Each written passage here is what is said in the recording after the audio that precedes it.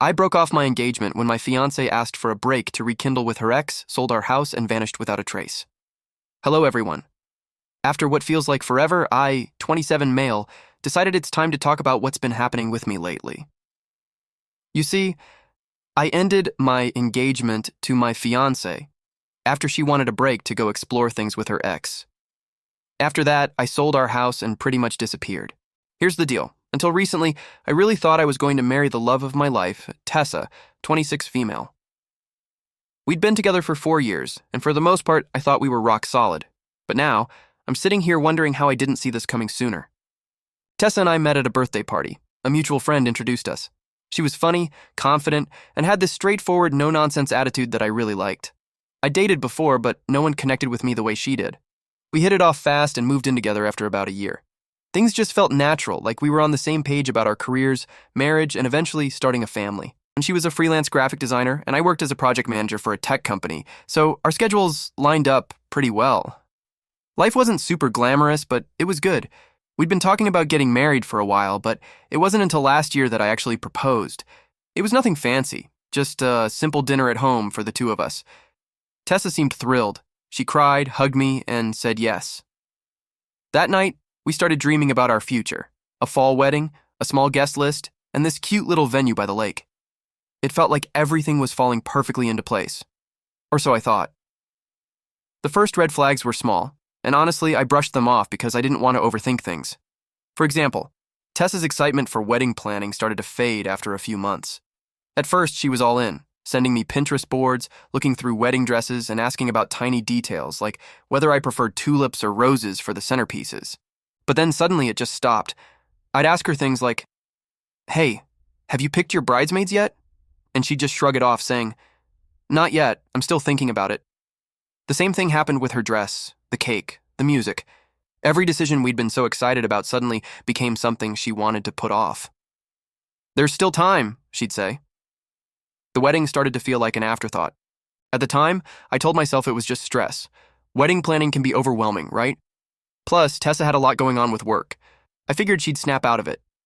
What I didn't realize was that her lack of enthusiasm wasn't about the wedding, it was about us. The real slap in the face happened one night when we were out with some friends. Someone brought up that silly TikTok game, you've probably seen it, where you have to answer personal questions without flinching or judging. Everything was going fine until someone asked, if you could relive one relationship, which one would it be? Without even thinking, Tessa blurted out, "Oh, probably Dylan." Just like that. Dylan, her college ex, the guy who cheated on her. The moment she said it, the room went awkwardly quiet. She giggled nervously and tried to backtrack, saying, "I mean, not that I'd want to, it's just, a significant part of my past." I wanted to call her out right then and there, but we were with friends, so I let it go. Later, when we were alone, I asked her about it. "What was that about Dylan? Why would you want to relive that relationship?" She just shrugged it off, like it was no big deal. "It was a stupid game, Liam. Don't take it so seriously," she said with a smile, and changed the subject. I didn't push it because, honestly, I didn't want to start a fight over something that might have been nothing. But deep down, it bothered me. After that, her behavior became harder to ignore. She was on her phone more often, scrolling through texts with this secretive little smile. She started making vague excuses for why she couldn't hang out or why she'd cancel plans at the last minute. "Oh, sorry, I just have a lot of work to catch up on tonight," she'd say. Or maybe, "I promised my mom I'd visit this weekend." The excuses weren't super suspicious on their own, but they were piling up. It felt like I was becoming less of a priority. Then came the Friday night that changed everything. I got home from work early, excited to spend the evening with Tessa. I was hoping we could order takeout and binge watch something, just a quiet night in. But when I walked in, the vibe felt off. She was sitting on the couch with her laptop, but she wasn't working. She was just staring at the screen, completely zoned out. "Hey, I'm home," I said, trying to lighten the mood. "You're early," she replied, almost like it was a bad thing. I shrugged it off and went into the kitchen to start making dinner, but the silence in the house was heavy. Usually she'd ask about my day or tell me about hers. Tonight? Nothing. Finally, I turned around and asked, "Is everything okay?" She closed her laptop and looked at me. "Actually, there's something I need to talk to you about." My stomach dropped. You know that feeling when you just know something bad is about to happen, but you can't stop it? That was me. standing there like an idiot with a spatula in my hand. I walked over and sat across from her. "All right," I said. "What's going on?" She paused, like she was trying to find the right words. Then, she just came out with it. "I've been thinking about us, and about Dylan." I swear, I almost laughed. "Dylan? Are you serious? What about him?" She bit her lip and avoided my eyes. "I guess I need some time to figure things out. I'd like to take a break and see if there's still something there with him." I couldn't believe what I was hearing. "You want to take a break? To date your ex? Are you out of your mind, Tessa? We're engaged." "It's not like that," she said quickly, as if she could smooth things over. "I just need to know if I'm making the right choice with you, and if it doesn't work out, I promise I'll come back." That's when I realized just how much nerve she had. She actually expected me to sit around and wait for her to decide if I was good enough. Something inside me just snapped at that moment. I didn't yell or blow up. I just sat there staring at her, wondering how the hell I hadn't seen this coming. I wasn't sure how to respond at first. My fiancée just told me she wants to take a break to explore things with her ex, Dylan. What do you even say to that? Finally, I asked, "So, what does this break mean to you?" My voice came out much calmer than I felt. She straightened up a bit, as if she'd been preparing for this conversation. "I think we need some space to figure things out. I'll take some time to see if my feelings for Dylan are real, and you can think about us too." I couldn't believe her audacity. "Wait," I replied, leaning forward. "You're saying you need to date your ex, but I need to reflect on us? What kind of backward logic is that?" Tessa sighed, as if I were the one being unreasonable. "It's not about you doing something wrong, Liam. This is about me figuring out what I need." She seemed to have rehearsed this. The way she spoke, the way she avoided eye contact, it was like she'd already decided this was happening and just wanted me to agree to it.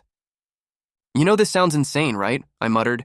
"You don't just put your fiancé on hold while you go play what if with some guy who treated you like garbage." Her face tightened, and for the first time, I saw how stubborn she could be. "I'm not asking for your permission, Liam. I'm telling you what I need." That one hit differently. I wasn't just sad anymore. I was angry. I stood up and started pacing, trying to calm myself down. "So what, Tessa? You're just going to pack a bag and head over to Dylan's place? Is that your big plan?" "No," she insisted. "It's not like that. I don't know what it looks like yet. But I need clarity before we move forward. I owe it to myself to know I'm making the right decision." "You owe it to yourself?" I asked, laughing coldly. "And what about what you owe me?" "We're engaged, Tessa. We're supposed to be building a life together. And now you're telling me you need to test drive your ex to make sure I'm good enough." "I never said you weren't good enough," she replied, her voice rising. "But if we're going to spend the rest of our lives together, I have to be certain. And right now, I'm not." That was it. She wasn't just curious about exploring things with Dylan, she was also unsure about me. Even after 4 years together and all our plans, she was still unsure. It hit me all at once. She hadn't realized how painful and stupid her request was. She genuinely believed this was reasonable, that I'd just sit there while she figured out whatever foolishness was going through her head. I stopped pacing and looked at her, really stared at her. "You know what?" "Sure," I responded, my tone flat. "Take your break." She blinked, surprised by how quickly I agreed. "Liam, I'm not trying to hurt you. I need space to figure things out." I nodded, keeping my expression blank. "All right, if that's what you need." She paused, as if she expected me to argue or fight for her. When I didn't, she stood up, picked up her laptop, and murmured, "I'll stay at my mom's for a bit." "This isn't forever. We'll talk when I've had some time." "Okay," I replied simply. She looked at me, seeming unsure how to react, and then disappeared into the bedroom. I could hear her moving around, throwing things into a bag. I stayed calm on the couch, but my mind was already racing. Yet if she really wants a break, that's fine. Let her have it. Several minutes later, I heard the front door close. She was gone, probably thinking she'd left me here to wait and worry. She had no idea I wasn't going to just sit around and do nothing. She could have her fantasy, but I had other plans. Now, I'll provide an update once I've set some things in motion. This is not going to end the way she expects it to. Update 1. Thank you for all your feedback and suggestions on my last post. A lot has happened this week, and I wanted to share how things are going. First off, I want to thank everyone in this community for their amazing support. Many of you said I shouldn't just sit around waiting, and you were absolutely right. I've been busy putting things into action. First, I called my buddy Noah. He's been my best friend since college, and he's not the type to sugarcoat things. After hearing the whole story, he brought over pizza, and we spent the entire night scheming. Dude, you realize she's going to try to crawl back once things don't work out with Dylan, right? Noah reminded me. He was right, of course. The more we talked, the clearer it became that I needed to be proactive. This wasn't about revenge. It was about taking back control of my life. I started with the house. Tessa doesn't seem to remember that it's entirely in my name. She loves to act like it's our home, always talking about the curtains and paint colors she picked out. Yet, I'm the one who pays the mortgage. I called a realtor first thing Monday morning. The realtor came by to see the property, and we decided to list it right away. The market in our neighborhood is hot right now, and we already have several interested buyers. Tessa has no idea. She probably thinks I'm sitting here in our shared home, waiting for her to sort out her feelings. The next step was to gradually remove her from my life. You remember those live, laugh, love signs she insisted on putting up? Gone? Those fancy throw pillows she had to have? Donated? Her clothes and personal belongings that she left behind? I carefully packed them all up. But this is where I got a bit strategic. Instead of just dropping her stuff off at her mother's house or having her come get them, I hired a moving company. They took everything to her mother's house and left a short note. Here's your stuff. Good luck with Dylan.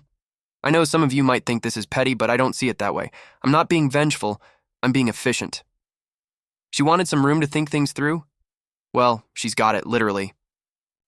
The most interesting part came when mutual friends started asking questions. Instead of playing the victim or bad-mouthing her, I simply stated the truth.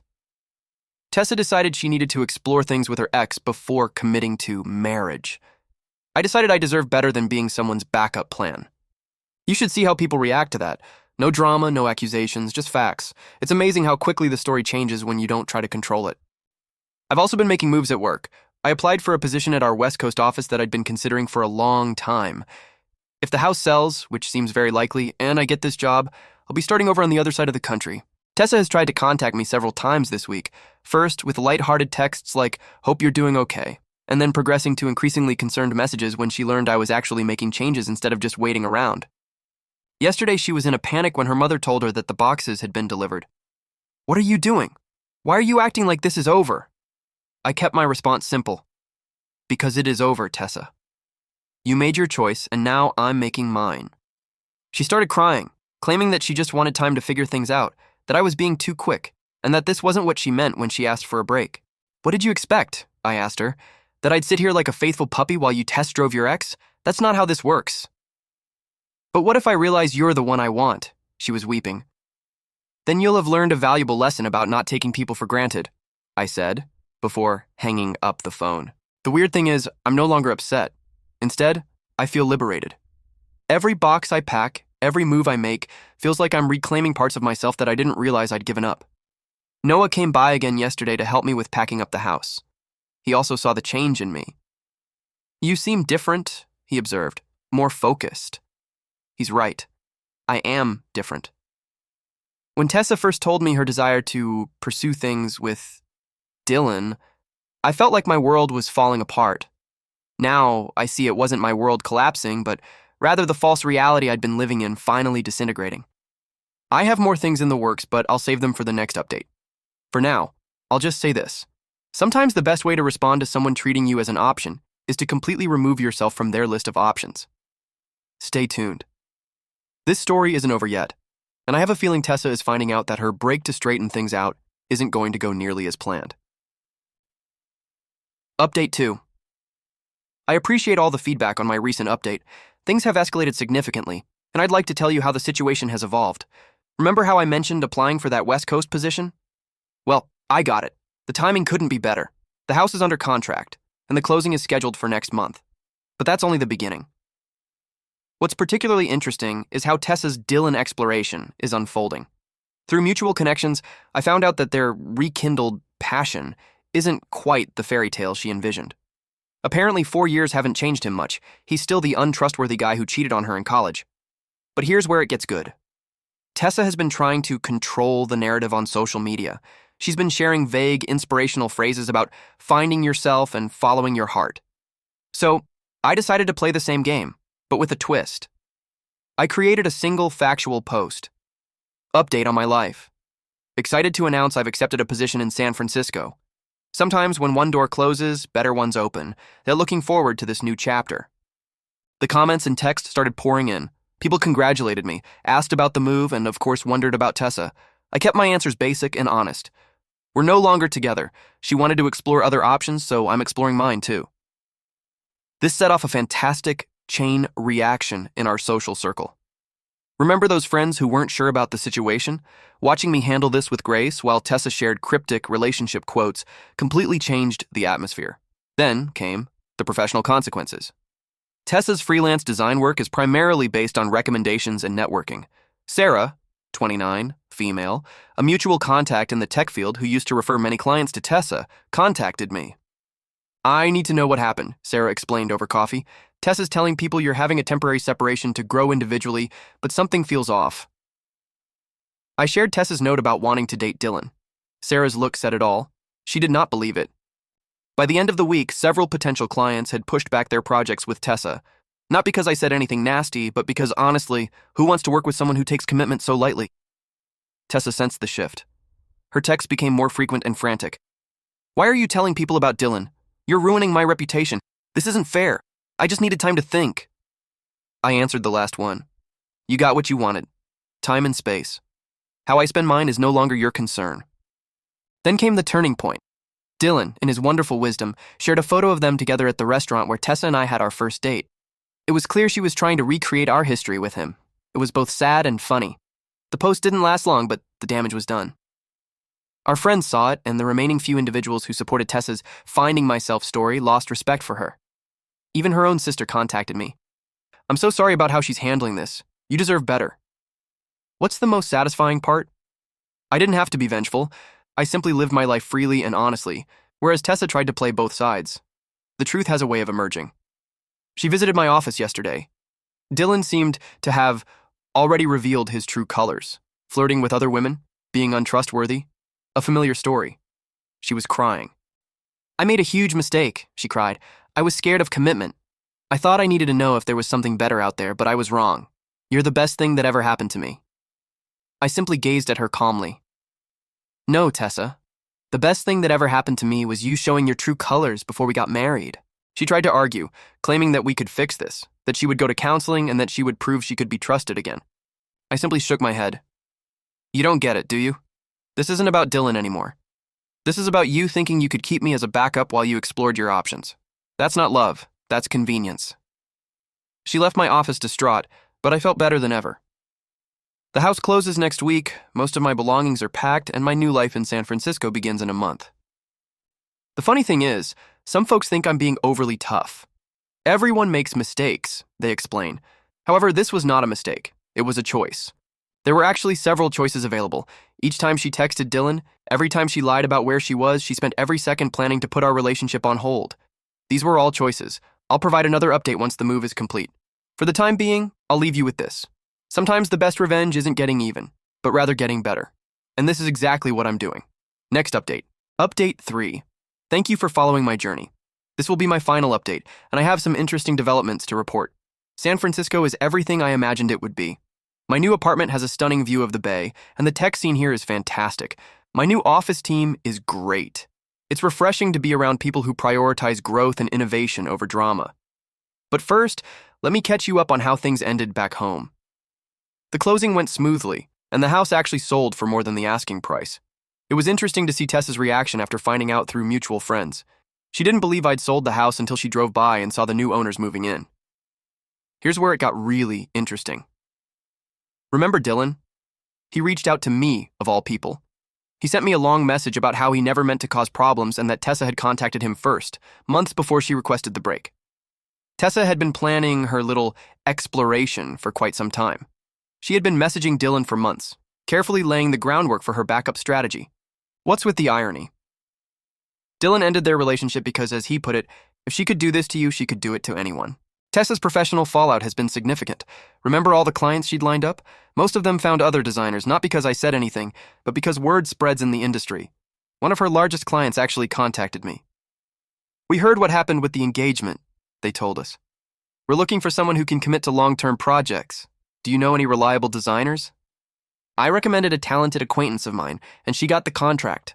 Karma, I suppose. Tessa's social media meltdown has been something to see.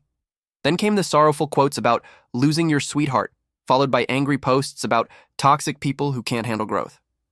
Finally, she made urgent attempts to show everyone how delighted she was. The final one was quite interesting. She wrote about starting her own design firm. 3 days later, she began sending out job applications. Last week, her sister contacted me again. Tessa has apparently been staying with their parents, stating she needs time to heal from our separation. Her sister's exact words were, "She really thought you'd wait for her." When you sold the house and moved, it broke her fantasy completely. The most reassuring moment occurred during a video call with our old friend group. They were telling me about local gossip, and someone described seeing Tessa at a coffee shop, explaining to a potential customer why her portfolio website was down. Apparently, she forgot that I was the one who set it up and maintained it. She couldn't figure out how to restore her hosting membership when it expired. Not my concern anymore. My new life here is coming together well. I've joined a local rock climbing club, begun taking Spanish lessons, and even adopted a dog from a local shelter. His name is Zeus, and he's a greater companion than my ex-fiancée. The tech community here is really inviting. Last week I was invited to speak at a developer conference, which would not have happened if I had stayed at home. It's amazing what you can accomplish when you're not dragging dead weight. I had one last interaction with Tessa. She sent me an email requesting some old images from our shared cloud storage. I had previously downloaded what I wanted and terminated the account several weeks ago. Her email stated, "I know you're trying to erase me from your life, but you can't just delete our memories. Those 4 years meant something." My reply was simple. "You're right. Those years taught me what I don't want in a partner. Thanks for the lesson." Some mutual acquaintances believe I am being very harsh and should be more understanding of her moment of confusion. However, that wasn't a moment. It was a calculated decision to keep me as a safety net while she pursued what she believed to be a better option. What is the most important thing I've learned from all of this? Sometimes the worst things that happen to you result in the best outcomes. If Tessa hadn't shown her true colors, I could have married her, only to learn her genuine personality years later, possibly with children in the mix. Instead, I'm in a lovely city with a wonderful job, making new friends and feeling optimistic about the future. The anguish of betrayal has been replaced by thankfulness for the gunshot avoided. Thank you to everyone who has followed this story and offered advice. Your encouragement helped me remain strong when I might have faltered. And for anyone going through a similar situation, know this. When someone shows you who they are, believe them the first time. Don't wait around for them to change their mind about you. Life is too short to be someone's backup plan. Sometimes the best thing you can do is walk away and make things better for yourself. That's it for now, guys. This chapter of my life has officially ended, and I couldn't be more excited for the next one to begin. Take care, and thank you for everything. Thank you for watching. If you haven't subscribed yet, please do so and hit the notification bell to stay updated with more shocking real-life stories happening around you.